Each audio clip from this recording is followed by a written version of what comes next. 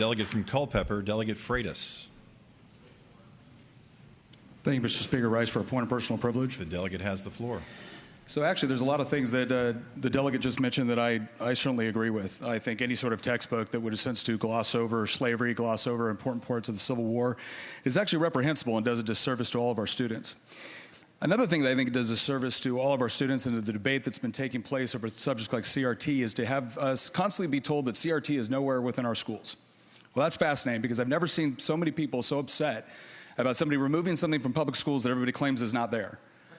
And I can remember being in a debate not that long ago where somebody made that similar claim. And in fact, they made the claim that anybody that said that CRT was within our public schools was doing so for purposefully divisive reasons. And of course, there was the subtle implication that you had to be a racist if you had a problem with it in the first place. And so I pointed out by going to the Virginia Department of Education website. And I went on to the Roadmap for Equity, which is a government site. And as you go through there was quotes from Ibram X. Kendi, Robin DiAngelo. If you go into the different curriculum, the different places that they sent teachers to for resources, it heavily included CRT. So this idea that because I can't go to my kid's class and see on their syllabus CRT 101, that means that CRT is not being used to heavily influence the way that the teachers teach the class is intellectually dishonest in the extreme. And the example I like to use is that if we came up with some sort of scheme where we said, you know what, it's really good for teachers to go through ethics training along with cultural competency. They're going to go through ethics training. And the way that we're going to arrange the ethics training is going to be exclusively taught by the Catholic Church or some other religious institution. And in order for them to get their license, renew their license, or go back into the classroom, they have to go through all of these different seminars that are taught specifically by religious figures.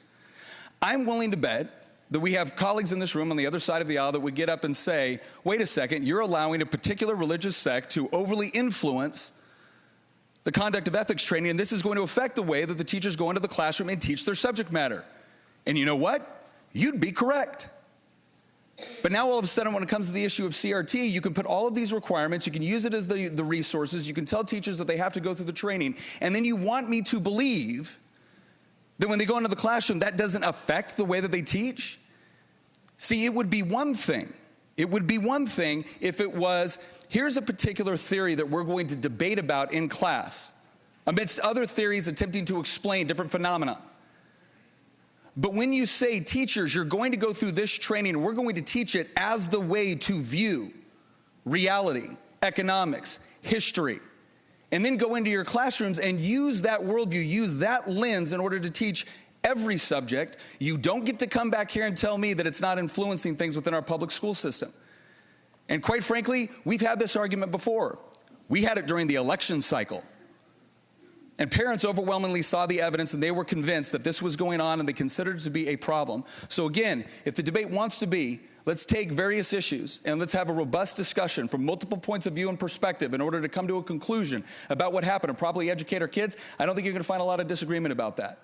But there's definitely going to be disagreement when we tell all of our teachers, go through this training, teach these classes through this lens, and then because it doesn't appear on a syllabus in my kid's 4th grade class, you get to come back and tell me it's not there? I'm sorry. That is intellectually dishonest.